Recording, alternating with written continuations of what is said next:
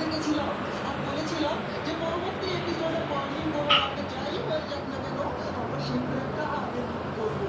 কারণ ভাই বলা যায় না শিপরেকের মধ্যে হয়তো এমন কোনো আইটেম বা এমন কোনো টুলস পেয়ে যেতে পারি যার কল্পনা ভাই এখনো আমরা করতে পারি না। সত্যি কথা বলতে কি হবে না শিপরেক লুট করার যে একটা এক্সাইটমেন্ট সেটা আমি আর বেশিক্ষণ চেপে রাখতে পারছি না। তাই শুরুতেই আমরা শিপরেকটাকে লুট করে আসবো আর তারপর শুরু হবে আমাদের ফার্মিং অ্যাডভেঞ্চার।